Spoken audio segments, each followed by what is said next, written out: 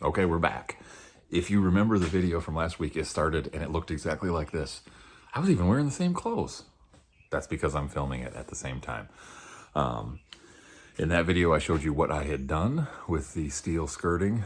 And now I'm going to show you what I'm going to do this weekend. And I'll bring you along for some of the action, as much as I can do anyway. Spin you around to show you what's up.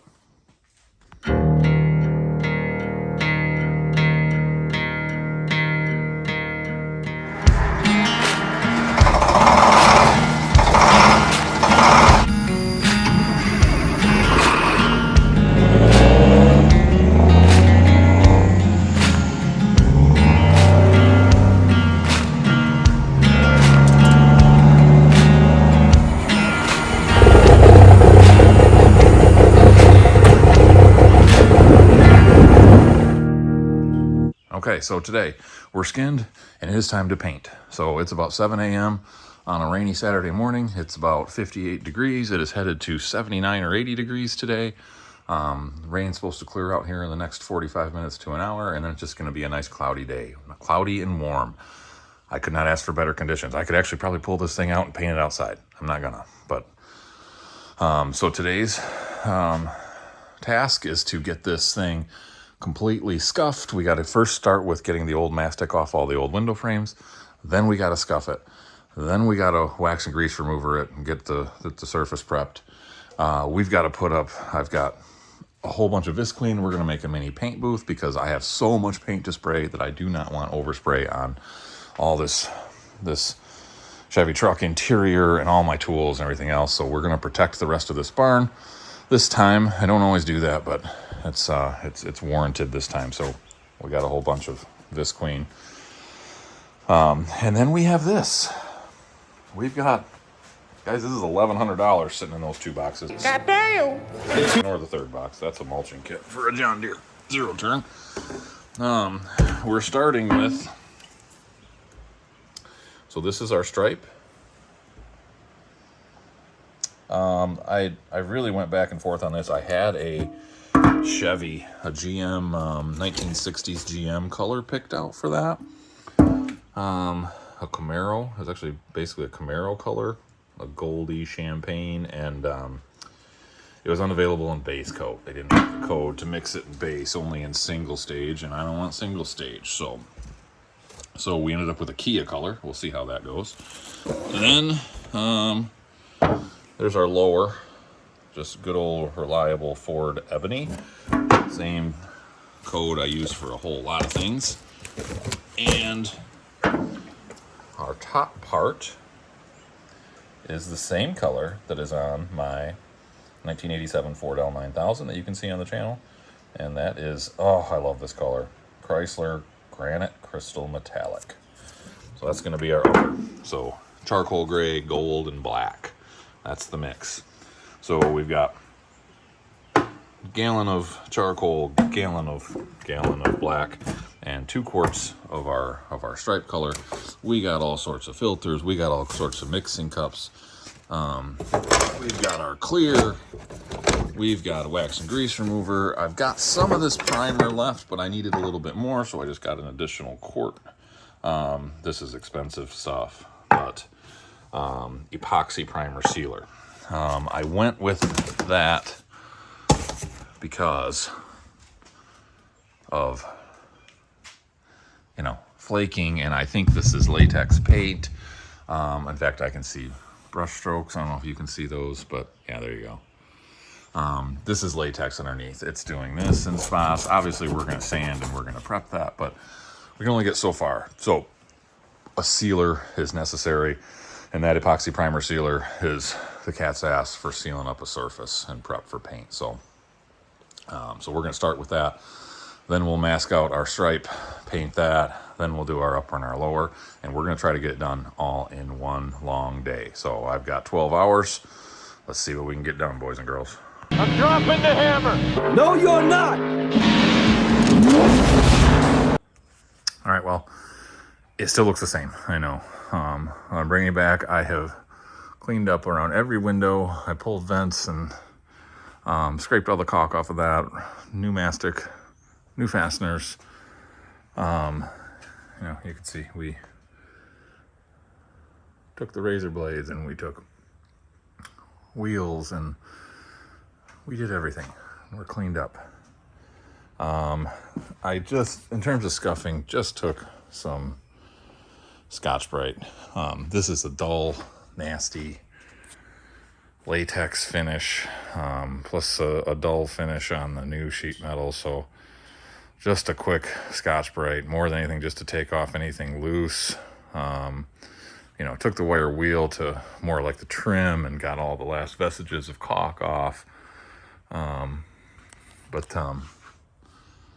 Yeah, we are set. This is after one wipe down with wax and grease remover. Okay guys, well, I usually try to bring you along when I'm painting, but I just can't today. There is not enough room in this barn. But as you can see, we've got everything masked off, including the barn itself. All the important stuff. This is poor man's paint booth here. And by that, I mean not a paint booth. But we're wiped down again. We're masked off. That has been sitting, I forgot what time it was, but if it's not been an hour, it's been 50 minutes. So compressor's charged up. We're ready to shoot this primer. So what I'm going to do is just shoot it, and then when it's drying and I'm done, I'll bring it back, and at that point we'll start taping off for the stripe. That's the fun part. Well, actually, I guess we're not really going to tape off for the stripe because we don't have to. We're just going to overshoot it, but we're going to give ourselves an idea. So, all right, I'm going to get to painting. All right, well, there it is in primer.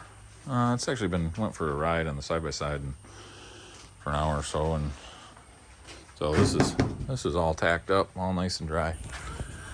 Okay, well, I don't know how that shows on camera. I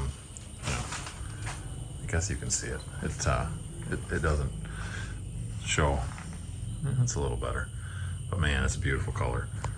It is very, very close to what I painted the interior door panel trim color on the inside of the Lodestar, which is awesome. It's like just soft, brassy, gold, silver,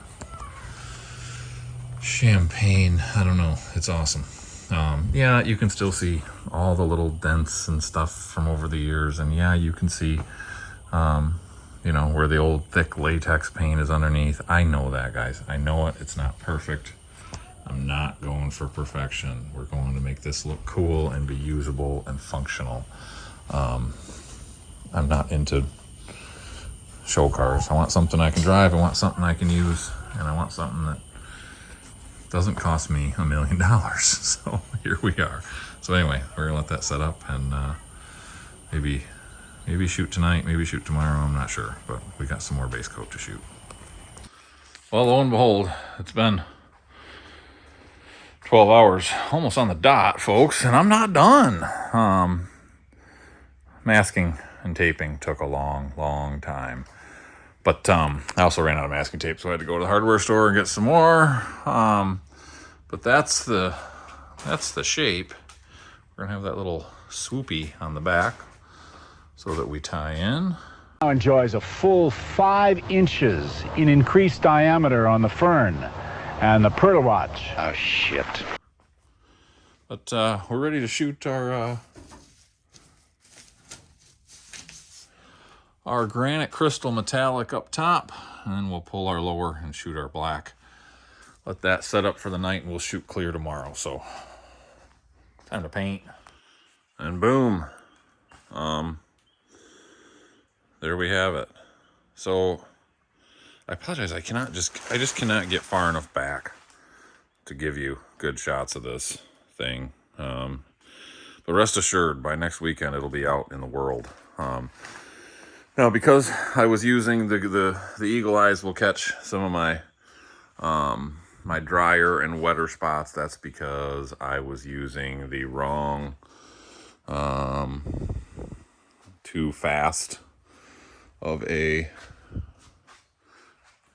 see a little bit, so this is where my gun stopped, is because I was using too fast of a reducer for the conditions, and that's okay because we still have to clear coat it. We're not done. So I will I'm gonna get to stepping on that, and then we'll be done. Then we get to put in windows. Okay guys, well, it's the next day, and that thing is based and cleared. I fought the clear today. It's a rainy day today. Dry right now, but it's been raining, so it's humid, and I fought moisture in the compressor system. I fought moisture in the gun. I fought pressure overall. Chasing the wet edge on the clear coat was hard, but it came out pretty good. So let me show you. So very few dry spots in the clear. I don't know if you can catch it. There's one barely. It's not dry, but it's not as wet as it should be. But overall, a little bit of right there's some moisture that got trapped, shot out of the gun, and once it does that, it's too late. There's an error down there, which was practically intentional because I decided to try to adjust the gun. Oh, you know, adjust the pattern while it was pointed at the surface. Idiot! Oh, what a loser! So that was wise. But overall, really good gloss. Yes, I know we can see all of the edges where the latex paint was. I know we can see every dent. I know. This is aluminum. This isn't sandable. So short of, I mean, I'm not saying it's not sandable, but you're not going to body work this. So short of replacing everything and not with pole barn steel, this is what we got. So maybe I'll change the name of the channel to 10-foot trucks, because at 10 foot they all look great. But this is just reality. This is what you get on a budget. So the tape line came out really, really nice. And yeah, I have just power washed these. There are some that are going to need some repair. One's missing a glass pane, but I have it somewhere. I don't remember what I did with it, but I power washed them so that we got most of the decades of grime and gunk off of them. The aluminum isn't perfect. Obviously it's depleted, but that's okay. I don't want to keep aluminum like that polished, so we're going to let it be depleted. I'll live with it. So now I've got to put new mastic on those and install them. After that's done, then we've got to caulk everything. Caulk every window from the outside, caulk every vent, caulk every new light, caulk every seam, every corner bead. Okay, so got our reflectors on. I think they fit the look perfectly. They fill the space. Had the same bolt pattern as the old ones, so got a couple windows in. This one I had to tweak a stud just a little bit. By tweak I mean with a hammer, and because we needed just a little bit of clearance, shade over 1/8. But anyway, you can see I've already trimmed. I don't know if you can see that in there, the mastic, but I've already trimmed it where it squeezed out, so that's done. Obviously they all have to be caulked in, but what I found is at first I power washed the windows, and then I was applying the mastic to the frame, and that sort of worked, sort of didn't. I mean, it worked, but it's a pain in the butt, and it's easier to apply it like I have here. I can see the old line where it was, so I can get the mastic right to the edge, and it adheres better. So I think this is the ticket. Okay,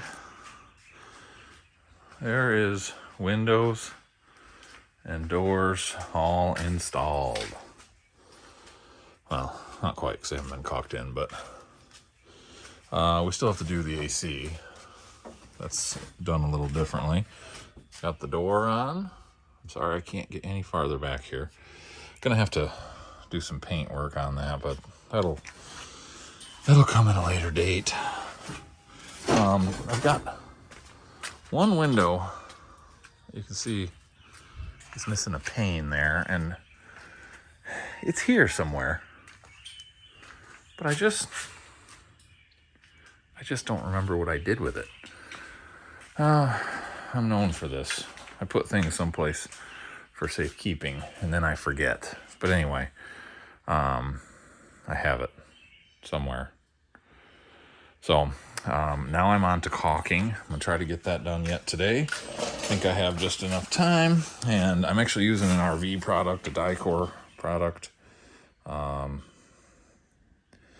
sealant. It's really just a clear silicone. Anyway, it's specifically for RVs, but I hope 3 tubes is enough. It should be pretty close. If not, I guess I'll order another one this week, but I want to get all this sealed in, so it's all set up, and then that way my next phase of the project is next weekend. It comes out, the roof gets done, and it gets mounted on the truck, which is the really fun part. So I'm gonna get to caulking.